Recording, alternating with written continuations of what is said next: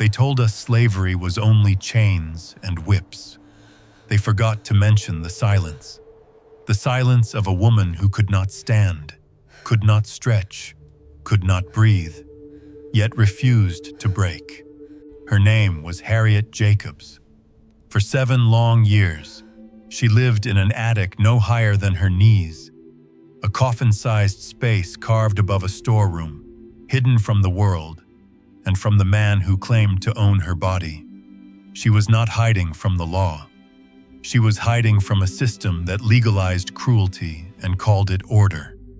They wrote books about presidents and generals, but not about her ceiling that dripped in summer and froze in winter.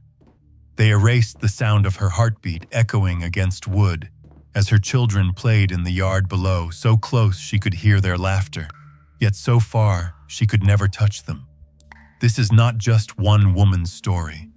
This is the anatomy of survival in a world built to erase Black womanhood. In Harriet's attic, America's hypocrisy was exposed, a nation preaching liberty while holding millions in bondage. And yet, in that small, dark space, she found something bigger than freedom itself. A voice that would write Incidents in the Life of a Slave Girl, one of the first memoirs ever penned by an enslaved woman, speaking directly to white America, not with rage, but with undeniable truth. Her words were rebellion made of ink. Her story was not designed to comfort, but to confront.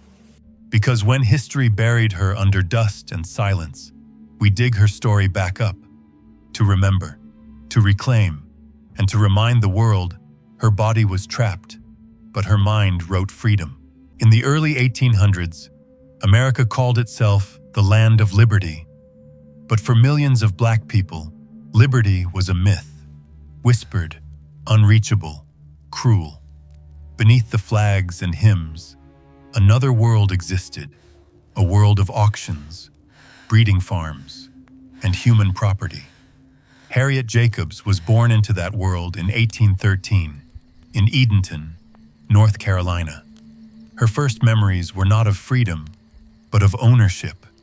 Her parents were enslaved. Her grandmother, Molly Horniblow, was a free woman who baked to survive, a rare flicker of autonomy in a system that crushed it. When Harriet's mother died, she became the property of a white child, a girl her own age. That was how slavery worked. A human could belong to another before even reaching adulthood. The system that bound Harriet was not chaos. It was law. The Fugitive Slave Acts, the Dred Scott decision, and a web of local codes ensured that no Black person, free or enslaved, could ever be safe. A woman's body was not her own. The law called her chattel, a word used for cattle and cargo. Slaveholders called it the natural order. But what they really meant was absolute control. Harriet grew up under the shadow of Dr. James Norcom, a man history remembers only because she dared to write about him. He harassed her, stalked her, promised to build a house just to imprison her inside it. To escape him, Harriet made a decision that would change her life. She bore 2 children with another white man, hoping this act would protect her from Norcom's rage. It did not. He threatened to sell her children, the most common weapon used against enslaved mothers. That was when Harriet did the unthinkable. She vanished. For 7 years, no one saw her face. People whispered she had fled north. Slave catchers searched the woods, the swamps, the docks. But she was only a few feet away, hidden inside her grandmother's attic, just above the kitchen where people came and went every day. A space 3 feet high, 9 feet long, and 7 feet wide. There was no light except for a small hole she drilled in the wall, a peephole through which she watched her children grow up without her. In that cramped coffin of wood and dust, Harriet fought for air, for sanity, for meaning. The rats gnawed at the boards.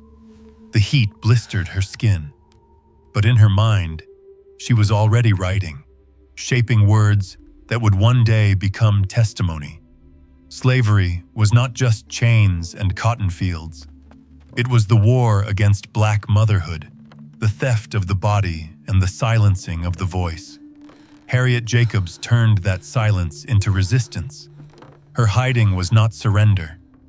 It was strategy. She transformed her pain into proof. This was the America she lived in, a nation that punished the enslaved for seeking love and called obedience virtue, a land that hunted freedom as if it were a crime. In the summer of 1835, the world above Harriet Jacobs was made of wood, nails, and prayers. She had disappeared, yet her presence haunted every corner of Edenton. Slave catchers roamed the streets with torches. They promised gold for her return. They did not know she was just 9 feet above their heads, folded into a space too small for her own breath. The attic was barely a crawl space, 3 feet high, just wide enough for her to lie down, never to stand. She called it my loophole of retreat. That name alone carried defiance. A loophole, the small space between captivity and freedom, between despair and hope. By day, she lay silent. By night, she listened.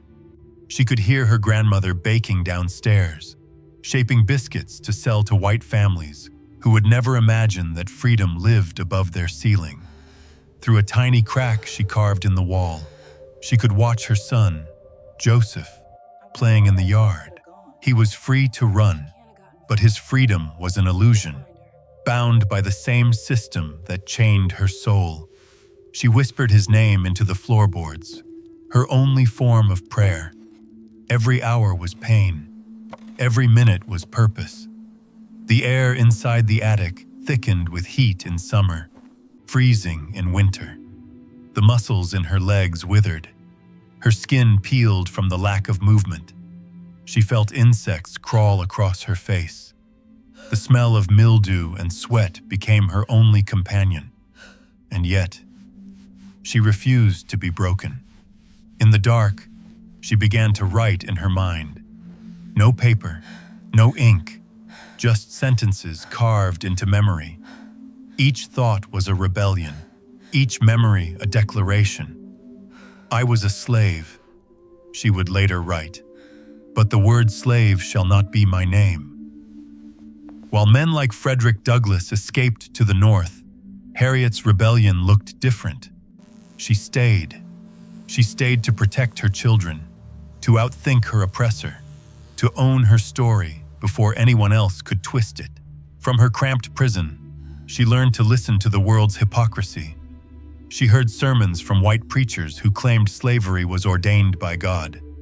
She heard the laughter of white children who would grow up to inherit human lives as property.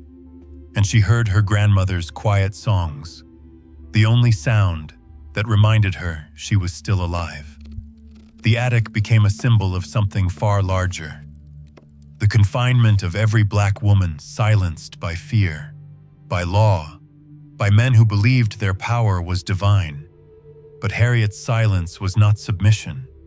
It was construction. She was building a story, building truth brick by brick, word by word. Years passed like fog. Outside, her children grew. Her daughter Louisa was sent away to be raised by friends of her grandmother.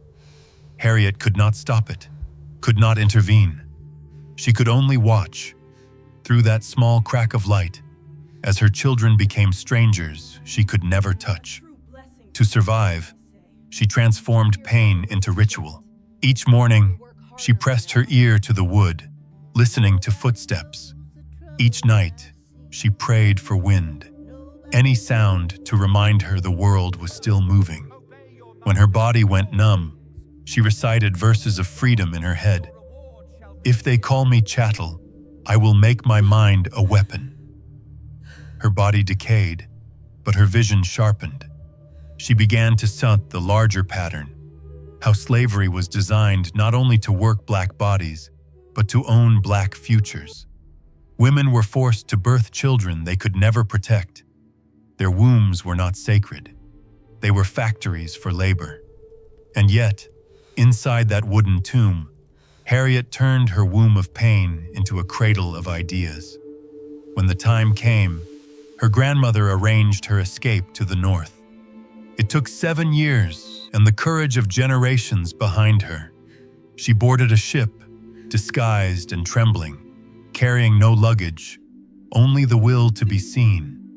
When she reached New York, freedom did not embrace her with open arms. It was cold, fragile, conditional. The North still profited from the same cotton that broke her back. But she was free enough to write, free enough to turn memory into movement. In 1861, her book, Incidents in the Life of a Slave Girl, was published under the pseudonym Linda Brent. It was not fiction. It was testimony, a fire lit in the language of survival. She wrote not for pity, but for truth. She wrote to tell white women that purity had a different meaning when your body was never your own. She wrote to expose a system that built wealth on the backs and wombs of black mothers. She wrote to reclaim her humanity, and by doing so, ours. Critics tried to silence her. Publishers doubted that a black woman could write with such clarity and force. But her story spread, quietly, defiantly, among abolitionists, educators, and women who saw themselves reflected in her endurance. Her words became the architecture of resistance. They outlived the attic. They outlived the laws that made her hide. And they outlive us. Because her story is not ancient history. It is the blueprint of every woman who has ever been told to be quiet, to stay small, to survive unseen. Harriet Jacobs wrote freedom from a space smaller than a grave. And somehow, she made it vast enough for us all to breathe. When we look into the attic where Harriet Jacobs hid, we are not just looking into history. We are looking into the soul of resistance. Her body was buried inside wood and dust, but her mind refused to obey the architecture of oppression. She showed the world something radical, that freedom is not always a place. Sometimes, it begins as a decision.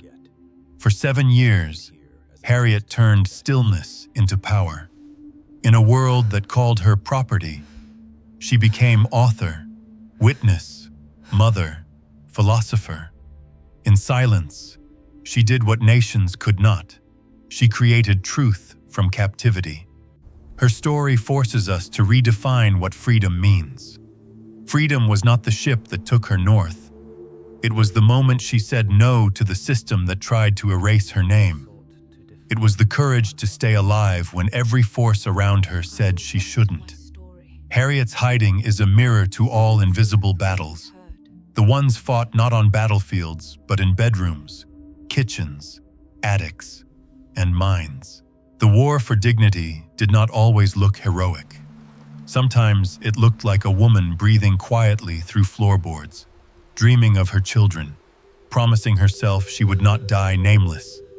Her story also exposes the moral sickness of America's early identity. The same society that declared all men are created equal legally defined her as property. The same men who quoted scripture on Sunday hunted mothers like animals on Monday. The hypocrisy was not hidden. It was institutional. And yet, even in the heart of that darkness, black women like Harriet built their own theology of survival. They believed freedom was not given by men or governments. It was a divine birthright that no law could cancel. To hide was not to surrender. It was to preserve the sacred, her mind, her children, her voice. When Harriet wrote her memoir, she did something extraordinary for her time.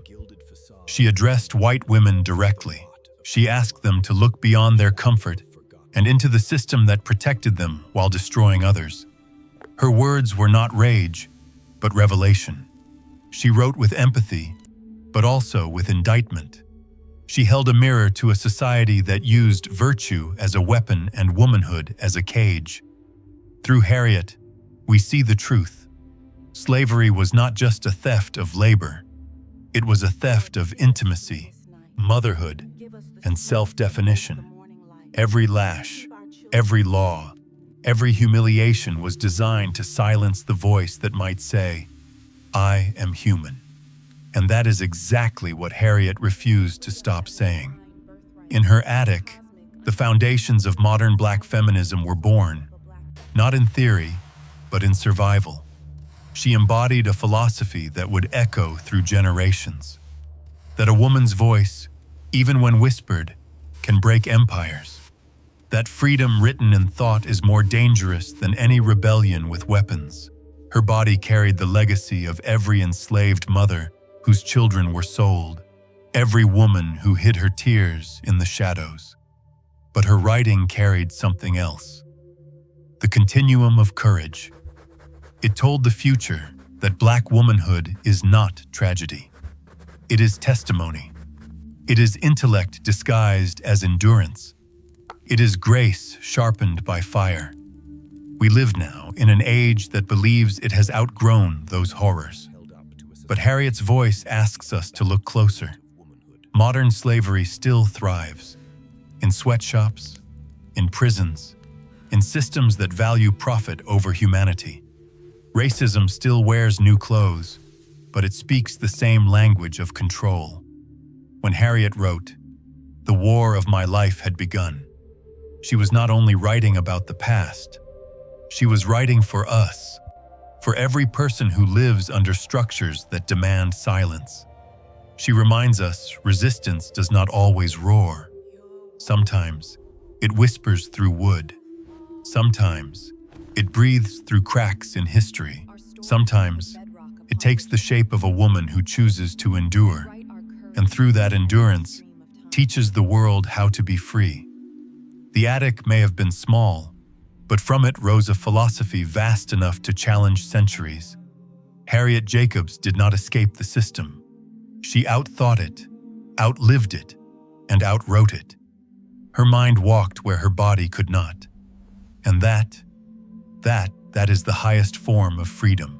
We remember Harriet Jacobs not because she escaped, but because she refused to disappear. Her attic became her battlefield, her pen became her sword, and her truth became her victory. Through her, we learn that survival is not silence. It is protest written in breath. We often say slavery is over, but its echoes still shape our world. In prisons filled with Black bodies, in schools that erase our names, in systems that still decide who is worthy of dignity. Every generation inherits the task Harriet began, to turn pain into power, to turn hiding into history. Her story is not an artifact, it is an instruction. It teaches us that justice begins in memory, that to tell the truth is to defy the structure that benefits from forgetting. When we speak her name, we are not mourning the past, we are activating it, because history does not die. It waits. In the spaces we refuse to look, in attics, in letters, in the stories that survived only through whispers. And each time we remember, we reclaim a piece of freedom that was stolen. Harriet's attic was made of wood, but today, our attics are digital. They are the forgotten archives, the unspoken histories, the silenced voices still trapped beneath misinformation and neglect. Our task is to bring them to light, to open the floorboards of the past and let truth breathe again. We live in a time when information travels faster than empathy, but remembrance is still an act of resistance. When we read her words, when we share her story, when we teach her name, we are breaking the same chains she did, just with new tools. We reclaim because they tried to erase. We remember because silence still kills. We rise because she could not stand. Harriet Jacobs wrote her freedom so that we would never have to hide ours. She teaches us that liberation begins not in laws, but in consciousness, in the courage to see the truth and name it. So we ask you now, do not let her story remain trapped in history books. Carry it forward, in your speech, in your art, in your children's education, in every space where truth is endangered. Like and share not for vanity, but for visibility. Every comment, every voice, every conversation adds oxygen to the memory. Every act of remembrance is a strike against erasure. We are the continuation of Harriet's vision. We are the descendants of her defiance. We do not just tell her story, we extend it. Because freedom is not inherited. It is written, again and again, by those who refuse to forget. They buried her in silence. We answer with sound. Her body was trapped. Her mind wrote freedom. And now, we speak the words she began. We reclaim. We remember. We resist.